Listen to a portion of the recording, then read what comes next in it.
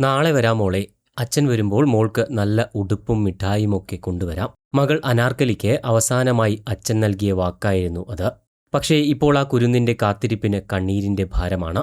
വെള്ളായണി പാലപ്പൂരിലെ ആ കൊച്ചു വീടിന്റെ ഉമ്മറത്ത് അച്ഛൻ വരുന്നത് നോക്കിയിരുന്ന ആ കുഞ്ഞിന് അറിയില്ലായിരുന്നു തനിക്ക് കരുതിവെച്ച ഉമ്മകൾ റോഡിൽ ചോരക്കളമായി അലിഞ്ഞു തീർന്നുവെന്ന്. ഒരു നിമിഷത്തെ പക, 2 യുവാക്കളുടെ ക്രൂരത. പൊലിഞ്ഞുപോയത് ഒരു കുടുംബത്തിന്റെ ഏക അത്താണിയാണ്.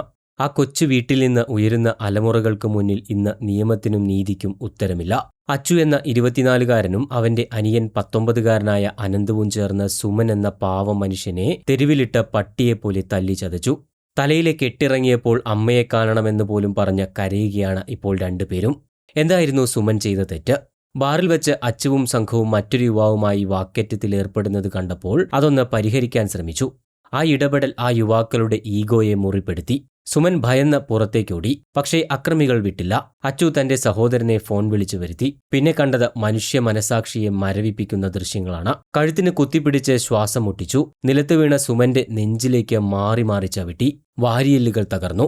യുവാവ് വേദന കൊണ്ട് പിടയുമ്പോഴും ആ രാക്ഷസന്മാർക്ക് ഒട്ടും ദയ തോന്നിയില്ല. പോസ്റ്റ്മോർട്ടം റിപ്പോർട്ടിലെ വരികൾ വായിക്കുമ്പോൾ ആരുമൊന്ന് വിറച്ചുപോകും. നെഞ്ചിലേറ്റ അതിശക്തമായ ചവിട്ടിൽ വാരിയെല്ലുകൾ ഒടിഞ്ഞ് ഹൃദയത്തിലും ശ്വാസകോശത്തിലും തറച്ചു കയറിയിരുന്നു. രക്തമാർന്നായിരുന്നു മരണം സംഭവിച്ചത്. ഈ ക്രൂരതകൾ നടക്കുമ്പോൾ ചുറ്റും ആളുകളുണ്ടായിരുന്നു. മൊബൈലിൽ പകർത്താൻ തിരക്ക് കൂട്ടിയവർക്കിടയിൽ ആ ജീവൻ രക്ഷിക്കാൻ ഒരു കൈ പോലും നീണ്ടുവന്നില്ല. ഭീകരാന്തരീക്ഷം സൃഷ്ടിച്ച അക്രമികൾക്ക് മുന്നിൽ ഒരു നഗരം ഭയന്നു വിറച്ചു നിന്നപ്പോൾ ഒരു മനുഷ്യൻ നടുറോട്ടിൽ പിടഞ്ഞു മരിച്ചു. അക്രമികൾ പോയതിനു ശേഷം ആ വഴി വന്ന ചൊവ്വര സ്വദേശിയായ യുവാവാണ് മനുഷ്യത്വം കാണിച്ചത്. അദ്ദേഹം ഓടി വന്ന് നാട്ടുകാരെ സഹായത്തിന് വിളിച്ചെങ്കിലും ആരും വന്നില്ല. ഒടുവിൽ പോലീസ് എത്തി ആശുപത്രിയിൽ എത്തിക്കുമ്പോഴേക്കും സുമൻ ഈ ലോകത്തോട് വിട പറഞ്ഞു കഴിഞ്ഞിരുന്നു. ചുറ്റും ആളുകളുണ്ടായിട്ടും രക്ഷിക്കാൻ ആരുമില്ലാത്ത അവസ്ഥ എത്ര ഭീകരമാണ്. വിധി ഒരുപാട് പരീക്ഷിച്ച ഒരു മനുഷ്യൻ കൂടിയാണ് സുമൻ. ജനിച്ചു വീണ 2-ാം മാസം സ്വന്തം അമ്മയെ നഷ്ടപ്പെട്ടവൻ. കുഞ്ഞമ്മയായ ശശികലയും അമ്മൂമ്മയുമാണ് അവനെ പൊന്നുപോലെ വളർത്തിയത്. സ്വന്തമായി ഒരു സെന്റ് മണ്ണോ വീടോ ഇല്ല.